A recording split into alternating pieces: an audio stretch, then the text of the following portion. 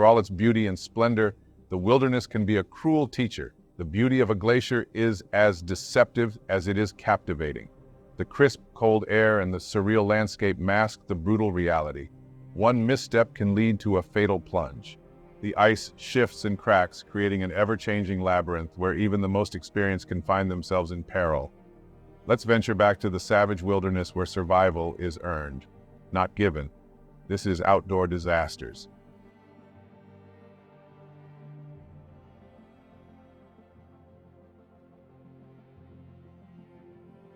Glacier National Park, a crown jewel of America's natural wonders, nestled in the rugged mountains of Montana. This park spans over 1 million acres of pristine wilderness, home to majestic peaks, emerald forests, and crystalline lakes. It is a sanctuary for those seeking the sublime, offering more than 700 miles of hiking trails that lead through some of the most breathtaking scenery on Earth. Yet beneath its stunning facade lies an untamed wilderness that commands respect. The park's namesake glaciers, though receding, still carve the land with their ancient icy fingers, creating a dynamic and often perilous environment. Traversing these glaciers, visitors must be acutely aware of hidden crevasses and shifting ice that can turn a serene hike into a treacherous ordeal. The weather in Glacier National Park is as unpredictable as it is dramatic, capable of shifting from sun-drenched vistas to fierce storms in moments. Wildlife, from grizzly bears to mountain goats, roams freely, adding another layer of excitement and risk to any adventure. Glacier National Park was established on May 11, 1910, making it one of the oldest national parks in the United States.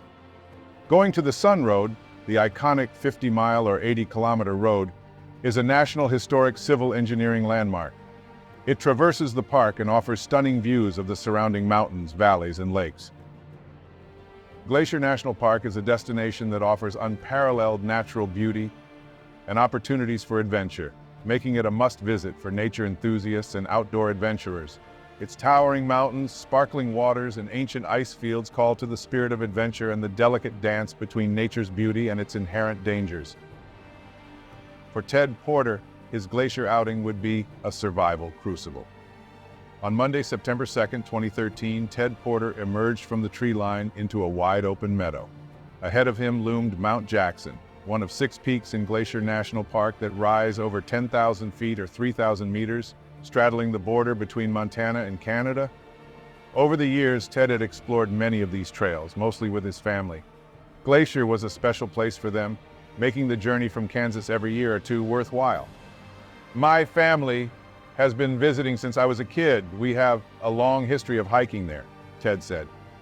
The first time he visited was as a 6-month-old baby, and ever since, he, his 2 sisters, his mom and dad have been frequent visitors. His deep bond with Glacier is intertwined with his love for his family. Ted had just spent the past week on vacation here with his parents. While he cherished their time together, he also loved exploring on his own. He often stayed on for a few days to tackle bigger climbs, like Mount Jackson and its famous hanging glacier. Striding through the pine-fringed meadow, Ted made a beeline for the peak ahead. He knew he had a challenging hike ahead, a 3-hour trek to the glacier base, followed by a couple more hours to the summit. From there, it would be a race against time to make it back down before nightfall. The mountains have always been an escape for me. I love the solitude and connection with nature. It's hard to explain the feeling, the smell of the mountains, the fresh air. Glacier just has a different effect on me, he proclaimed. At 11 a.m., a light rain began to fall. Ted nodded hello to a few day trippers at the side of the trail. Despite a later start than planned, he was now speeding up the 6 miles to Gunsight Lake, where the ascent to Jackson Glacier began. I felt fantastic and was in pretty good shape. I had a small pack with a fleece jacket, a raincoat, crampons, an ice axe, snacks, and water bottles. A light kit for the day. I was blazing, hiking so fast and making up time. A couple of hours later, Ted arrived at Gunsight Lake and the turnoff for Jackson Glacier. The trail didn't look promising. It was almost indistinguishable from the surrounding scrub and gravel. If not for the shabby-looking sign, he might have missed it entirely. He pressed on, treated to stunning views of the forested valley below and the towering granite peaks, unaware of the coming disaster. The last 2 miles to the glacier's edge were tougher going with a slippery and muddy path. He He also noticed fresh bear scat along the trail.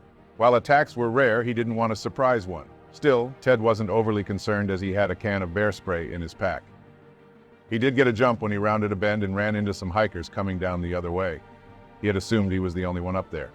I came across 3 guys. I'm not sure where they were coming from, but they said, "Be careful, it's really slick up there, it just rained." I was pretty young and cocky at the time, so I thought, no big deal, it won't affect me. 15 minutes later, Ted was almost halfway up the northern face of Mount Jackson. The path had vanished completely, leaving him to scramble up steep slopes of scree. But after one final push, he stood atop a gravel embankment at the foot of the famous glacier. The sprawling expanse of ice took his breath away. Covering 250 acres, it clung improbably to the mountainside, its snow-covered folds and ripples resembling crashing waves suspended in time. Ted craned his neck, looking over the ice sheet and up to the summit, another 3,000 feet or 900 meters above. Ted paused to assess the best route onward, clipped on his crampons and stepped onto the ice. Glaciers are not static. Under the pressure of their immense weight, they flow imperceptibly, shifting hundreds of meters each year depending on conditions. Some parts of the glacier move faster than others, especially on steeper terrain over time. This uneven movement creates weaknesses in the ice, causing it to crack. As he climbed, Ted scanned the snow-covered surface ahead, noting the soft folds in the distance and fractures in the ice pack, possibly crevasses that could be tens or hundreds of feet deep. About halfway up the glacier, Ted spots a rocky ridgeline jutting out of the ice that should lead him to the top of Mount Jackson. It was 2 p.m., and he had to summit and descend before sunset. Porter maneuvers to the ridge and begins clambering over huge granite slabs stacked like giant stepping stones. As the afternoon progresses, the weather deteriorates and the rocks become slick. Ted scrambles up one slab and starts to slide down. At that point, he decides it's getting too late. The weather is worsening, and the face is becoming too slick. He makes the prudent decision to descend. Ted takes one last look towards the summit of Mount Jackson. Porter is frustrated, but he knows it's the right call. He turns and faces back down, trying to figure out the quickest way back. He could return via the slippery, downward slanting rocks or descend the glacier at its steepest point. Neither option is ideal, and he felt stuck, unsure whether to return the way he came or descend the glacier. He decides to descend the glacier, thinking it should be manageable since he has spent much time in the mountains. I wanted to descend the glacier quickly, so I thought I'd boot ski. Instead of putting on my crampons and using my ice axe, which are essential for safety and preventing slips, I neglected to do that. It was the biggest mistake I've ever made in my life, he said. Ted takes one final look down the slope. The incline started gently before becoming steeper, but the snow looked thick enough. He thought, I'm at the top, scanning for crevasses to make sure there are none. My plan is if I fall, I'll slide a long way, but the glacier eventually peters out. It doesn't just drop off into the void. He checks the straps on his backpack, tightens his bootlaces, and with trekking poles in hand, he steps out. I found out that beneath that inch or two of snow was bulletproof alpine ice. I immediately fell. My feet came out from under me and I fell on my back, so I'm now practically sledding down the glacier, building up speed, he recalled. At first, it didn't seem like a big deal, but Ted quickly realized the danger. He tried to use his poles to slow himself, but instead he gained speed, his pole tips skittering off the frozen surface. It was like a luge on a sled because it was ice, and I just kept gaining more speed.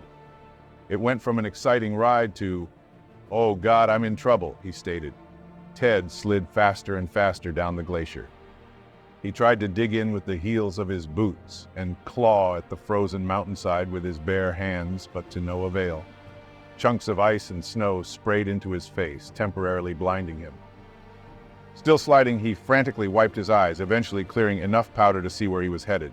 He recalled, "As I kept descending, I noticed a gaping crevasse right in front of me. I had no option to get over or around it. It was right in my path. It was happening so fast, but it felt like time was standing still." My mind went into overtime, thinking, oh my gosh, this might be it. As he slid towards the crevasse, Ted realized he had mere seconds left. He tried to formulate a plan. If he pushed off the ice with his feet at the very edge of the crevasse, he might be able to jump the gap like a snowboarder.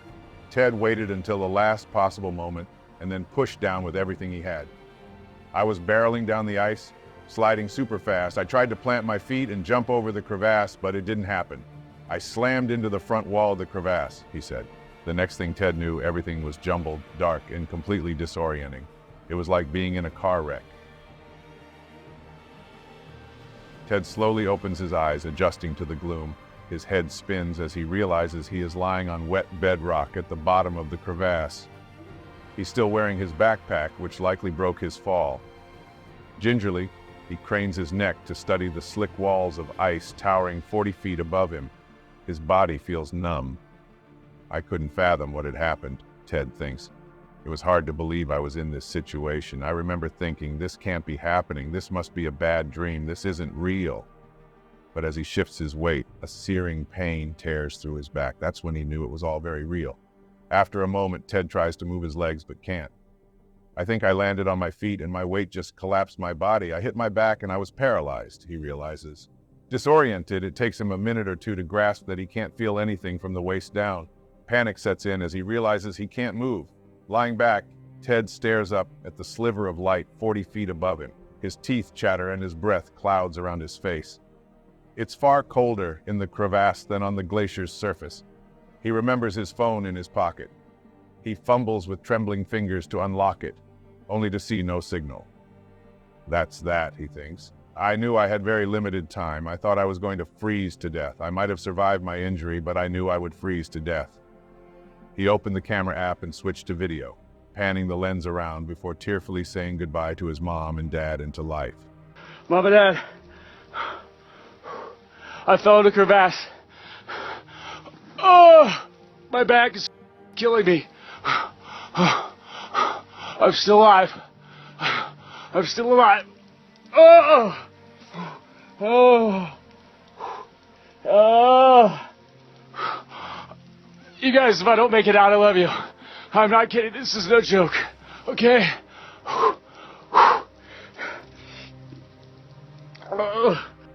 I hoped that when and if search and rescue came for me, however many days or weeks later, they would find my phone. If it were still intact, they could give this video to my parents. It really was a goodbye. My parents and I have a great relationship, so I wanted them to know that I loved them and had a great time. If I didn't make it out, it's been a pleasure knowing you. It really was a goodbye video from my parents. After finishing the recording, Ted's hand drops back by his side. For a moment, he just lies there. Then something changes. A tingling sensation starts in his feet, followed by a dull ache. Slowly but surely, the feeling returns to his legs. It's like a starting pistol went off in my head, he recalls. All thoughts of dying were suddenly banished. I didn't want to die down there. I was going to do everything I possibly could to get out. I didn't want search and rescue to find me dead. I was going to do everything in my power to get out. Still lying down, Ted carefully takes off his rucksack and unzips it. He pulls on his fleece-lined jacket, then removes his crampons and ice axe. There's only one option. He'll have to climb out, but he can barely move. Unbeknownst to him, he has fractured multiple vertebrae and a shard of bone is pressing into his spinal cord. One wrong move could leave him paralyzed. Ted rolls over and pushes himself onto his feet, leaning on his ice axe for support. The pain was excruciating as he was hunched over, walking around the bottom of the crevasse looking for a way out. The bedrock under the crevasse revealed a massive chasm. Ted isn't at the bottom after all. He's landed on a ledge, and below him is a yawning void. If he'd fallen a few feet to his right, he'd already be dead. Swallowing hard, he scans for a possible route out. The back wall slants towards him in an overhang. Out of the question. The front wall is more promising, steep, but not vertical. Ted hobbles over and kicks his crampon into the ice as hard as his back allows. Then he thrusts the ice axe in. I had no idea how I was going to do this, he admits. I'm not an experienced ice climber. Even without a broken back and with the right equipment, this would push me to my limits. When ice climbing, you ideally have crampons on both feet and ice axes in both hands. Ted only has one ice axe, which would make being adhered to the wall difficult. He wonders what's going to keep him from falling back. Even in the horrific scenario, Ted slowly inches his way up. Each time he frees his axe, Ted presses his face and body into the ice, his free hand clawing for finger holds. At any moment he could fall into the void, but he keeps edging upwards. His whole body shakes with the effort. Minutes later, miraculously, Ted's axe bites into the lip of the crevasse. He pokes his head above the surface, and brilliant sunlight blinds him. With one last push, He pulls himself over the ledge and back onto the glacier's surface. He lies on his front, breathing hard and shivering uncontrollably. Compared to the crevasse, the temperature up on the glacier's surface feels refreshing. Due to Ted's perseverance, he was only crevasse for 20 minutes. I wasn't down there for hours. I was going to freeze to death. It was so cold, he recalled. Ted fights an overwhelming urge to rest. He knows he must keep moving, but the ice is riddled with fissures and cracks. He realizes he's lying on a narrow snow bridge between the crevasse he just escaped and another chasm directly adjacent. Gritting his teeth, he starts to crawl, inching across like a caterpillar with his ice axe. Inch by inch, Ted makes it past the crevasse. But it's almost 3 p.m. with only about 2 hours of daylight left. His car is 8 miles away. He's far from safe. Ted pushes himself off the snow and clambers to his feet, leaning heavily on his axe. He sets off down the glacier slowly. Finally, he reaches the bottom, but rest is not an option. His next goal is to reach Gunsight Lake, where he remembers seeing a campground earlier in the day with people camping. I started the 3-mile descent across incredibly rocky terrain, hoping to find people, he recalls. Ted Porter lurches along, the trail narrowing and turning into a bog from the day's rain. He loses his footing and collapses in a heap, writhing in agony. Forcing himself up, he continues. Then he sees the bear markings he noticed on the way up.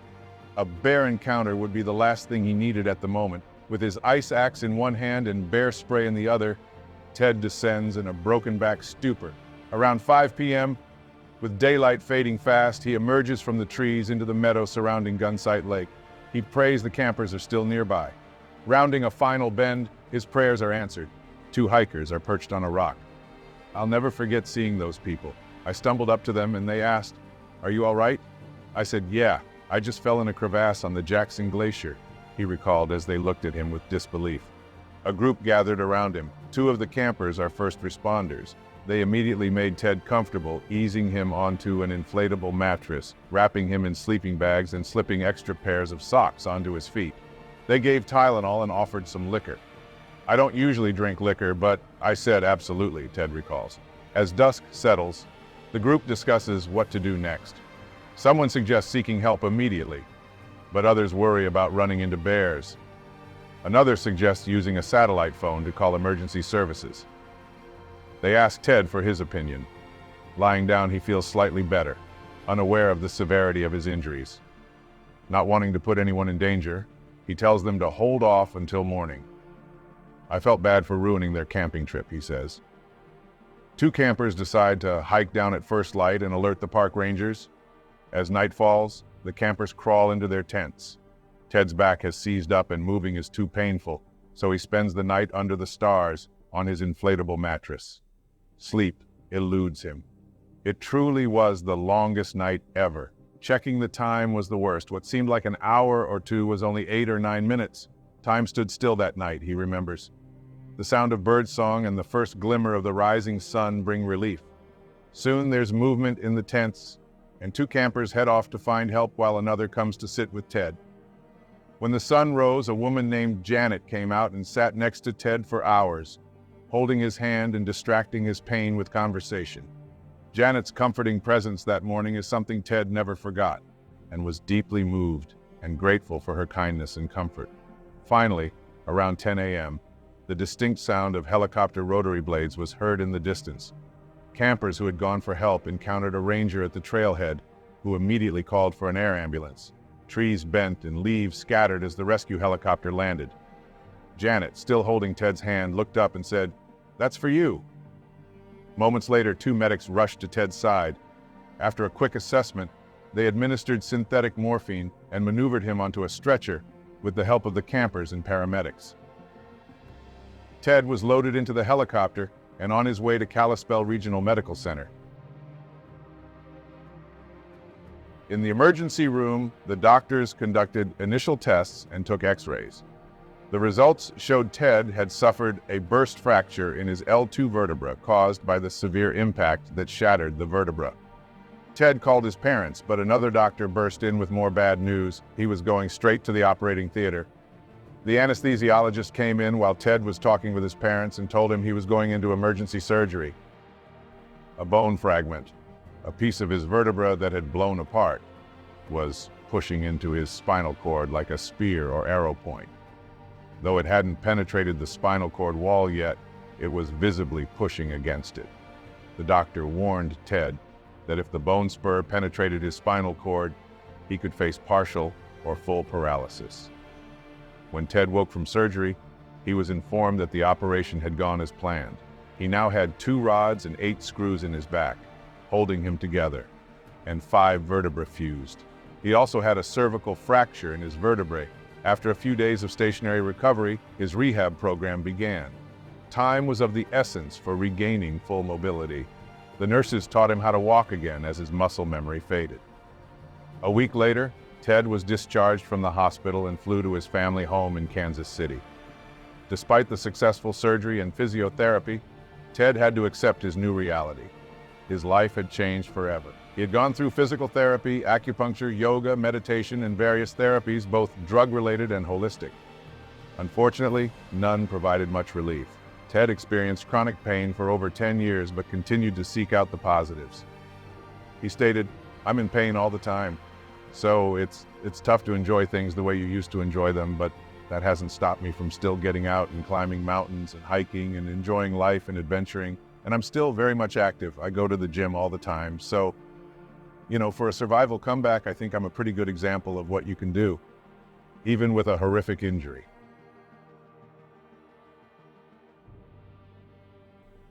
Traversing a glacier is a journey into an otherworldly realm of stunning beauty and relentless danger. These icy giants with their shimmering expanses and towering seracs are breathtaking, yet they hide treacherous hazards beneath their pristine surfaces. One moment you're mesmerized by the glittering ice, the next you're facing life-threatening crevasses and hidden voids that can swallow you whole without warning. Finding yourself trapped and injured inside a crevasse on a glacier is a dire situation, but there are steps you can take to improve your chances of survival and rescue. If you have a whistle, blow it in intervals to attract attention. Use a mirror or any reflective surface to signal rescuers. Yell for help periodically if you have the strength. Move as little as possible to conserve energy and body heat. Stay in one spot unless you are confident you can safely climb out or move to a better position. Assess your injuries. If you can, perform basic first aid to stop bleeding and reduce the risk of further injury. Use any available clothing or gear to create makeshift bandages or splints. Glacier crevasses are cold and can cause hypothermia. Use any extra clothing or gear to insulate yourself. Tuck your hands and feet inside your clothing to retain warmth. If possible, anchor yourself to prevent further slipping. Use ice screws, an ice axe, or any available gear to secure yourself to the wall of the crevasse. Find a stable position to prevent further injury. If you can sit or lie in a way that reduces strain on your injuries, do so. Do not attempt risky maneuvers to climb out if you are not confident in your ability. It's better to wait for rescue than to risk further injury. Mental strength is crucial. Stay positive and hopeful, knowing rescue teams are trained to find and assist people in such situations. And as in all survival situations, don't panic, as it can worsen your situation. Take deep breaths to calm yourself and assess your condition and surroundings. Preparation and knowledge can make a significant difference in survival situations. If you plan to venture onto glaciers, always carry appropriate gear, travel with a partner, and inform others of your plans so you can navigate an outdoor disaster.